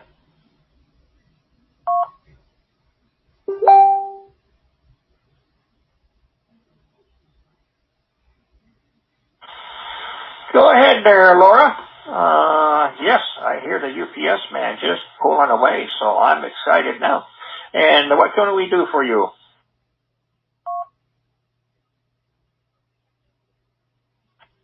Well, there were two things that I thought of as the discussions went on. One of the radio, or one of the antenna experiences that we got to have was one of our club members put together a weather balloon with a fence wire, and he had the rig set up that it attached to it. We were able to use that to make some contact during our last field day. And then the discussions about the CW classes, or learning CW, and I just wanted to make a recommendation. I just finished an 8-week course with a group called CW Ops Academy. You can find them on the web. And they schedule 3 or 4 classes a year, different levels. I started, of course, at level 1, and it's done over the Skype. So you're not actually even if you don't have an HF radio, you can get on there. They have a little lesson plan. You follow that through the 16 classes over the 8 weeks, and you're connected with folks we had folks from Florida and Canada and North Carolina and Virginia. So just something to keep in mind if you were interested in maybe a little more structured CW classes. So this is KK4SHF, back to the net.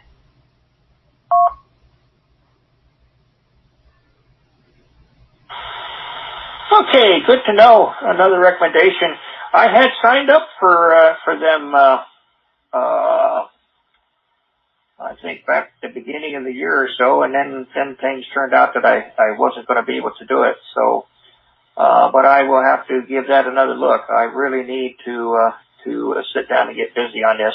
I really don't want to get tied into the digital, dependency. Means you have to be carrying more stuff. I have a signal link, that I use for, the shack here. And, you use that, then you have to have a computer, yada yada. Pretty soon you're buried in stuff. So,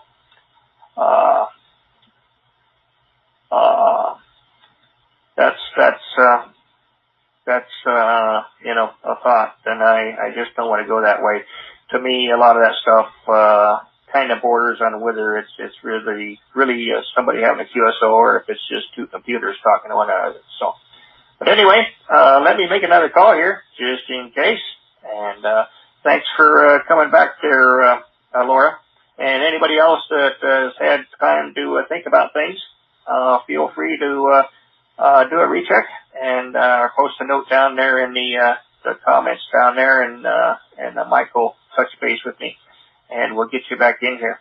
I know sometimes I think of things as people say things. So let's make another call. This is K4SHF looking for check-ins for the AQR Echolink net. Please come now.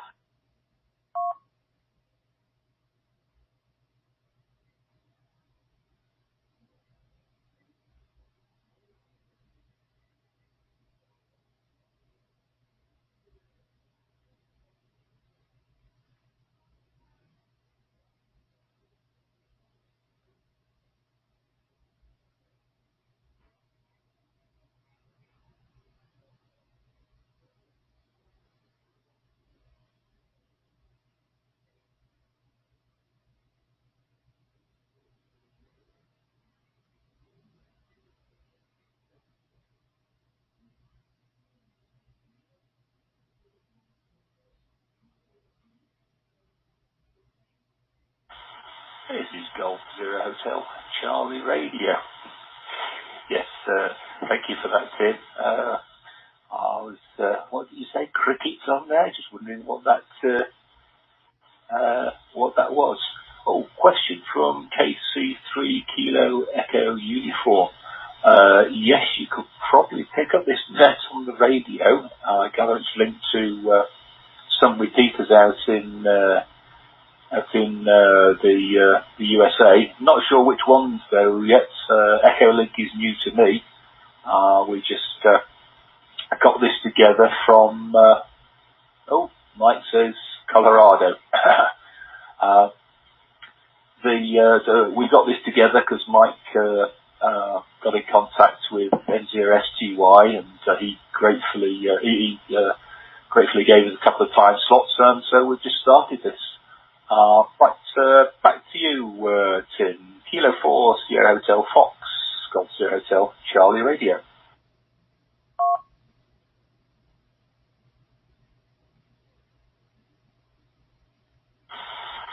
Okay, we have Alex out there, UB6HIL, and I don't know, Alex, if you want to go ahead and give it a try.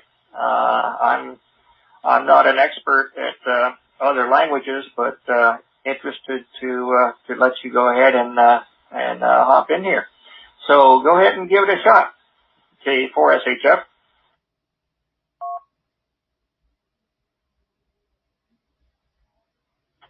Hello, my friends. I'm from Kislovodsk City. My QTH Kislovodsk City, North Caucasus. North Caucasus, Russia. I'm from Russia. From Russia with love. Q559. Very beautiful signal, high level signal. The weather is cold. Okay?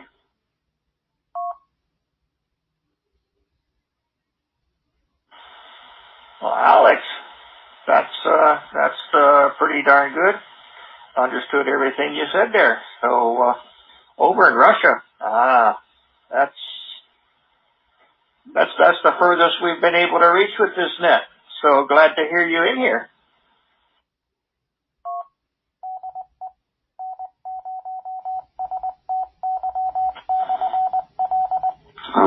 I have problem with English language. I don't know questions.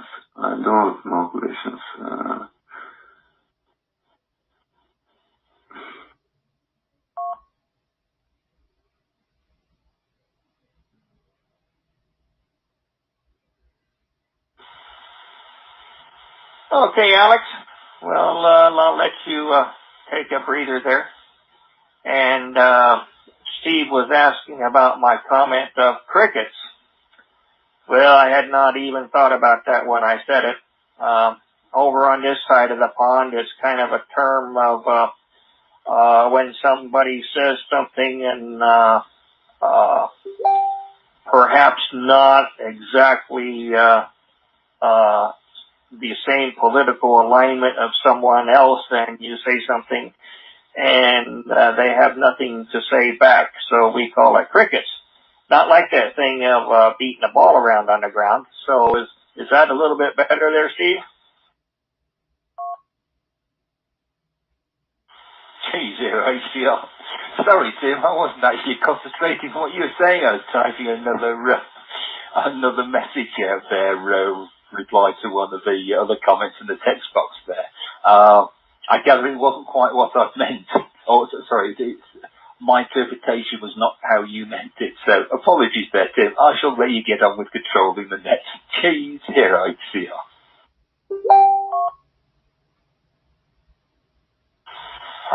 No apologies. Just you might equate it to a mic drop moment or something like that when you say something and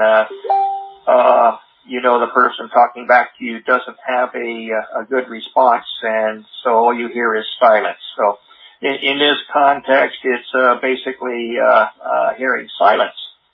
And yeah, I have to watch those things.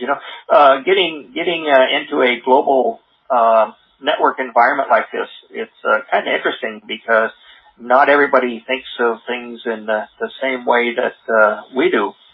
And so it sometimes you have to think about what you're saying. But anyway, let's see. I do believe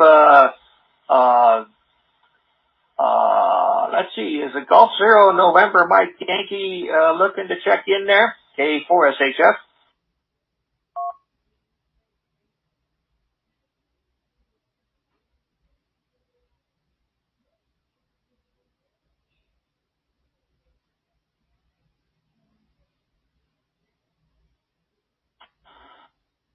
Excuse me, my friends. UQTH, please make UQTH. Okay?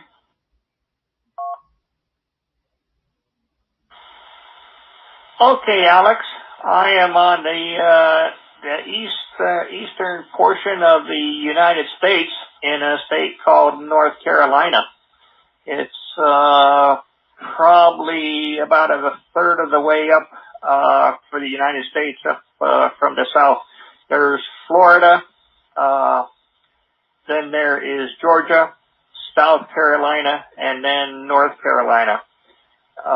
Then north of me is Virginia, and then we get to Washington, D.C., where the nation's capital is. So that's where I am. Any more questions there, Alex?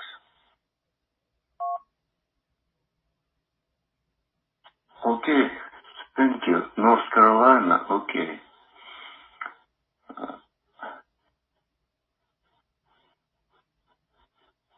I am, okay, my friends, okay. Thank you.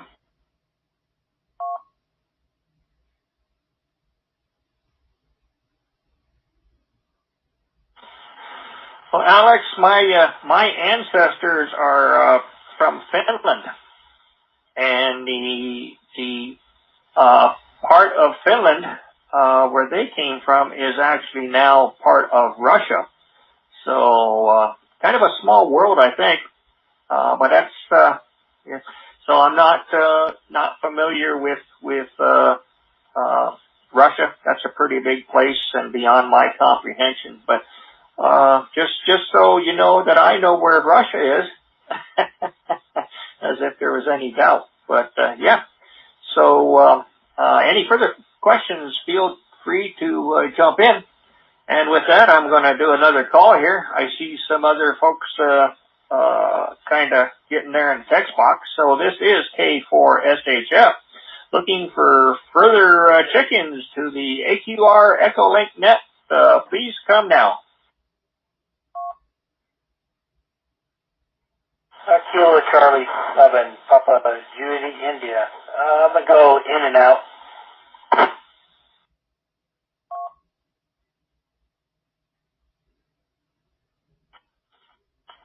Kilo Foxtrot 5, Tango Hotel Bravo.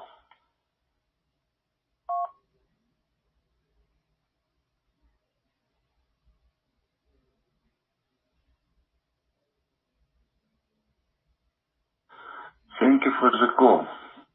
I'm very glad, my friends. Goodbye, bye-bye, 73. I'm very glad. До свидания.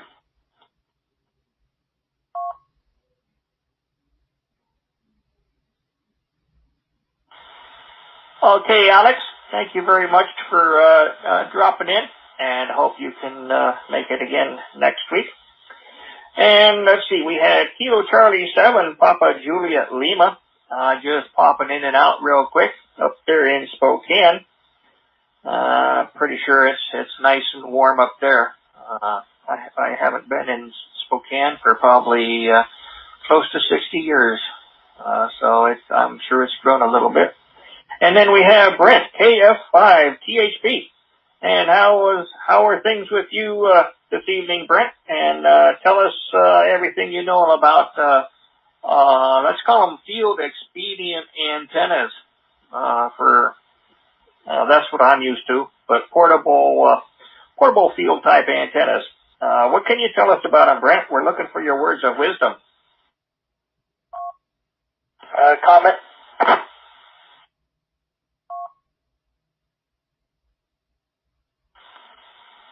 with the comment? I just want to make it clear for the call sign there. It's Kilo Charlie 7 Papa Juliet Indian I. That's KC7 PJI. Go ahead, Ned. Take control.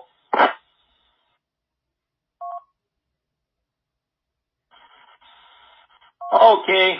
Yeah, it's over there next to that L. I'd say dyslexia, but it's probably just lazy eyeballs. And I think I need a bigger screen. Probably about a 65-inch would work quite well. So, Brent, how about antennas? KF5, THB, K4SHF.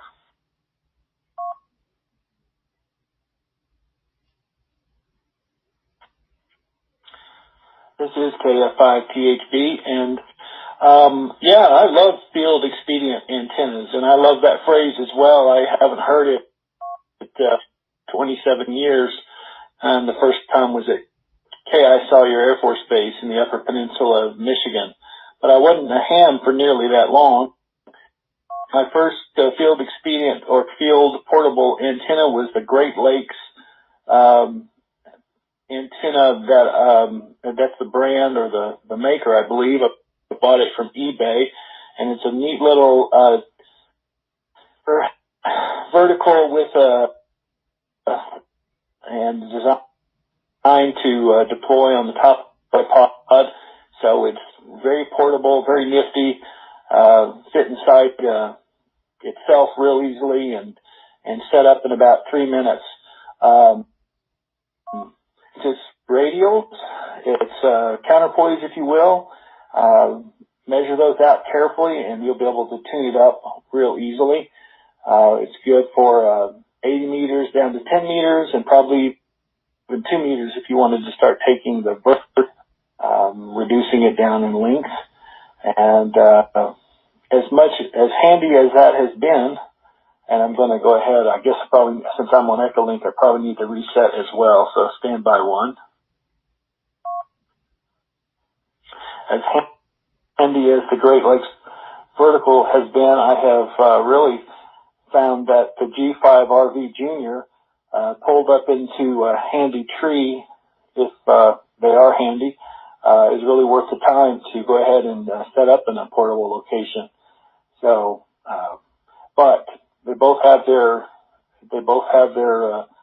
times to shine. And last year, about this time of the year, I made a trip through New Mexico, hitting a number of national parks and activating about 5 or 7 national parks there. And the tripod-mounted antenna was perfect for the location because the folks in the National Park Service anything but breathe and enjoy the landscape.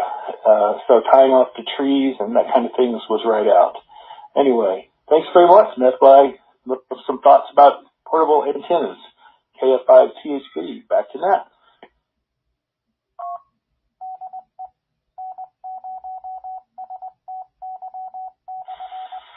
Well, Brent, I'm glad you like that field expedient term. I worked in the special operations community for nearly 20 years, and that's where I think I picked that term up. I worked for regular Army as a civilian tech, and I don't know if they used the field expedient term. That may have been too high speed for them. I'm not sure. Hi. But actually, it may have been. I think some of their field manuals do express it as that. And how to quickly set up a dipole or some type of antenna, out in the field when you really need to talk. Of course, that was back before they had satellites. But if you've watched some of these movies, satellites are not always in the most convenient spots, and sometimes you just may or may not be able to get to them for some reason. Iridium phones can be very, very spotty sometimes, and other things, unless you have a nice one of those nice little it's on the tip of my tongue. Actually, it's a circularly polarized, and I'll think of it once the net is over, I'm pretty sure. But one of those, and even those can be issues depending on your look angle. So, alrighty, and that brings me to the bottom of the list again. Do we have any further check-ins for the tail end here of the AQR net? This is K4SHF, your net control. Please come now.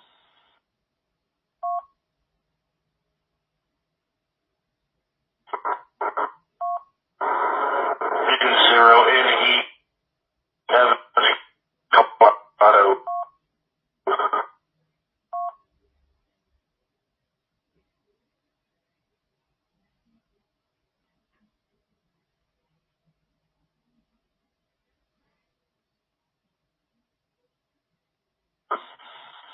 N0NEE. Good evening from K4SHF with the group.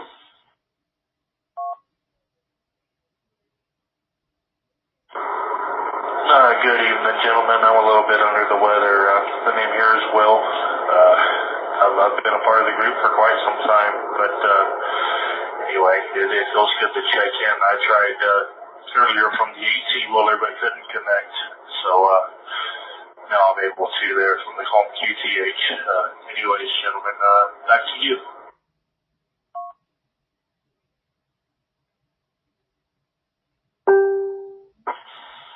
Alrighty, Will. Do you have any experience out there working portable operations in the field, or are you pretty much hanging onto those 18 wheels most of the time?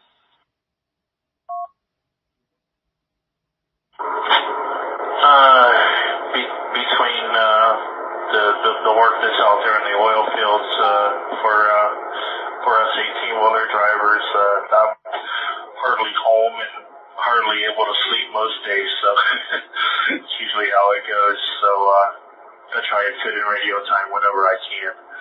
Anyways, good to check in and see that Mike's sitting in here listening along with everything else. So, gentlemen, I'm going to step out of here and say 73 because it's dinner time. N0NEE, and back to you.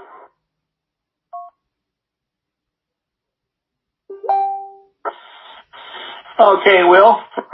Well, thanks for dropping in. Glad to hear you. Hope you get to feeling better. And yeah, this working. Fortunately, I don't anymore. I feel very, very fortunate in that. But thank you for checking in. Do we have any further stations wishing to check into the AQR Echolink net? Please call K4SHF.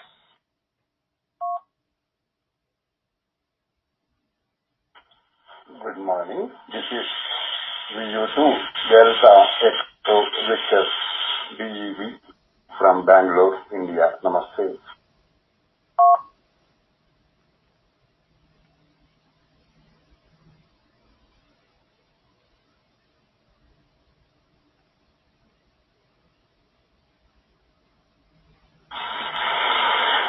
Victor Uniform 2, Delta Echo Victor, over there in way, way away. It's early morning for you there, sir. And how are you on this great day?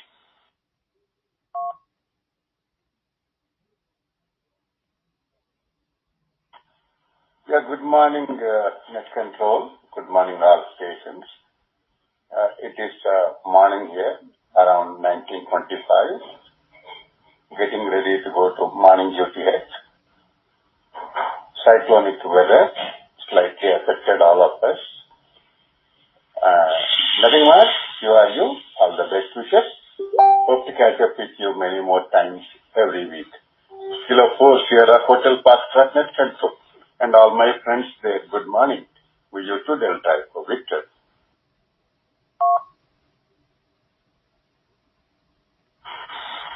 Okay, Deb, thank you very much for checking in. I do appreciate it. And glad you could make it, making us part of your day. So any further stations? Let's see, VK2DY. I hear that you are ready to tell us some good things. So, Robert, go ahead and pass on your words of wisdom about portable antennas.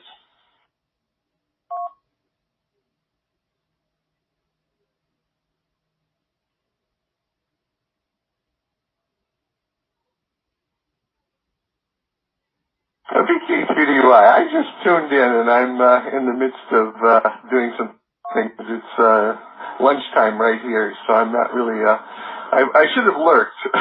I didn't realize it was going to be called on.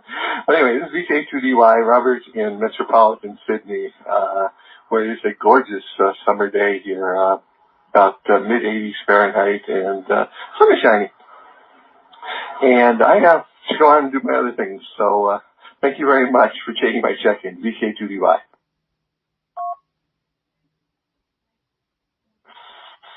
Okay, Robert, didn't mean to inconvenience you there, down there, way down south, boy, way down there in, Australia. I wanted to go there at one time. Now it's too far for me to fly. I don't like flying that way.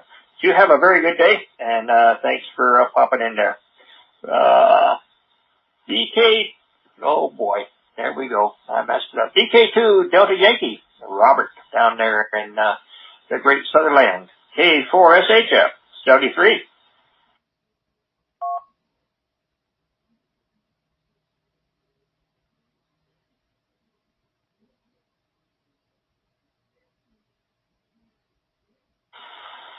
Okay, I'm at the bottom of the list again. This is Kilo 4 Sierra Hotel Foxtrot. Looking for any further check-ins. We're just about ready to lock the doors on this one, and want to see if we have any last-minute people who wanted to get in here and check into the AQR Echolink net. Please come now, K4SHF.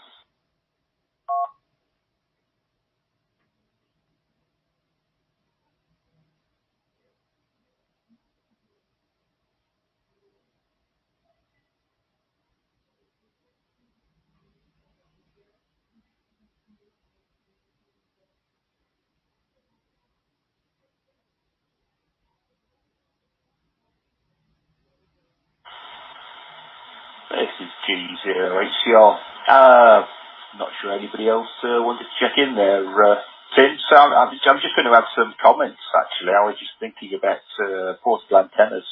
One I got last year was a Magloop antenna. It was an amateur up in Liverpool, here in the UK, making them out of sort of RG213 or UR67 coax. And obviously using the inner and outer, and it comes together at the bottom, and it comes in at the bottom, and then the tuning's done by a variable capacitor. At the bottom, there's no actual coupling loop. I need to look into it, find out exactly how he's done it, and see if I can replicate it sometime and put a picture out there. Okay, Tim, back to you. G0HCR.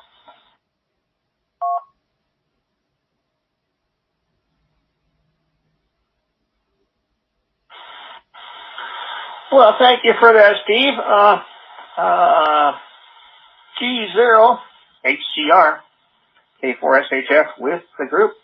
I was hoping you would get one of those alpha antennas and kind of ring it out and let me know if it's something worthwhile having. I don't know what the physical size of that is, how hard it is to carry it around. I did get a nice shoulder pack that I plan on putting the 817 in. It'll hold the 817. It'll hold the tuner, the battery. I'm trying to find a container to put that battery in, and something to basically make sure the terminals don't short. That would not be good. But I thought maybe you could get one of those antennas and let me know how it works for you. And then if you decide you really don't like it, you could send it over to me, and I could see if it works any better over here west of you. Hi. Alrighty. My clock says it is 0200. Well, actually, my clock says it's 9 p.m., but one of the clocks says 0200. Do we have any further last-minute check-ins for the AQR Echolink net? Please come now. Good evening. The time is 7:00 p.m.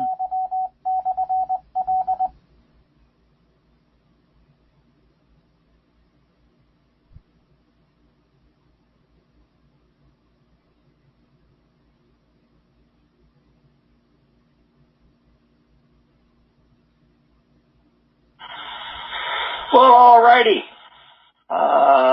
This is K4SHF, and I'm now closing this session of the AQR Echolink net for what is still the 5th of December here in the States. And it's early morning on the 6th of December over across the pond where Steve and company are at. I thank everyone for checking in, taking time out of your day to join us and share some time, companionship, and some conversation of similar interests.